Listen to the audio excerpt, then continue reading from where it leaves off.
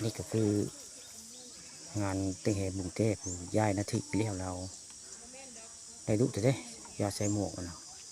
แต่บุค่าอยู่กันได้แต่เราขามาบันบุค่ามาบันนี้เราก็ทึกเดียวจะใส่บ้านไรดอกจะดุ้งละหมาดแต่มื้อนี้น้องบุงเต้บัดบุงคำวันนี้ตึงเฮเซมองจะดุ้งได้ป่าได้มื้อนี้ได้ป่าซุ่มเฮ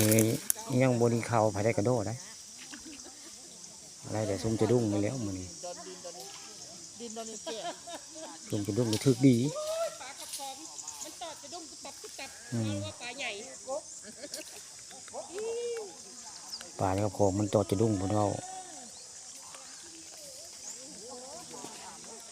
ยังบ่เห็นแขกยังอยู่เว้นตะของอ่อนนี่ล่ะ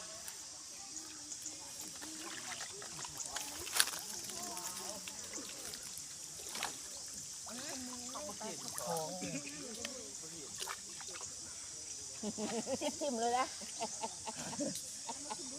บ่ได้ยังจ้องห้องอีกทิมเลยโยนจะดุ้งไปบ่ไปมันก็ได้โยนได้เห็นแหงจะดุ้งคันขาสิเอาสะดุ้งใหญ่ลงข่าวเฮมาเลยยังบ่ได้คว้างจากบาทสิขึ้นเอาสะดุ้งใหญ่ลงมาอีกแล้วสิเอายังบ่เห็นปลาบอนกับบ่อนกลางมันลึกเนาะมันไก่ก็คือคว้างสิบ่ได้บ่แล้วเลยเขาสิเก็บข่อยอีกไม่แห้งบ่คุมได้บ่ได้กระคักผู้ข้ามื้อนี้มาพาผู้ติดตามมาเบิ่งไทยบ้านม่วงซึ่งเฮเซมองหรือว่าหลายบ้านอยู่มาก็ได้มื้อนี้หลายบ้านหลายเมืองจะได้มาก็ได้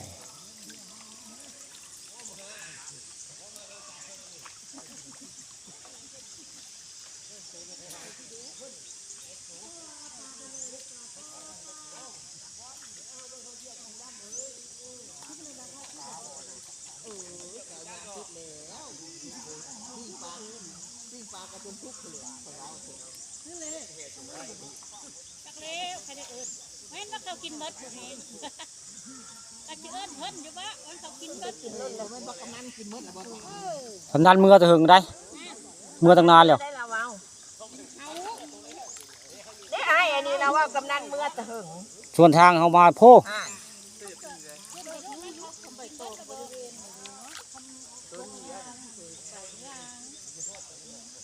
ถ้ากำนันเราเมื่อแล้วกำนันมิดเฉะเมื่อตั้งนานแล้วหอดเฮือนแล้วป่านนี้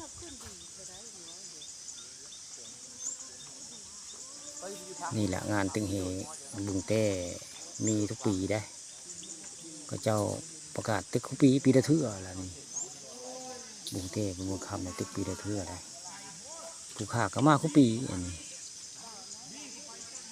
เตะมาปีนี้มาเส้นทางชายนางน้อยก็เลยมาชายนางน้อยพร้อมมาตึงเฮพร้อมมือนี้บริเวณบุงเต้เป็นบุงคำเอาเฮเมื่อเอาเฮเมื่อกี้นี่ยังไม่ตึ้งเขาดอก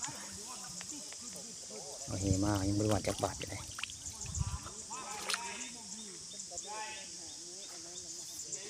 เจ้ายังเอาห่างลงเนี่ยผม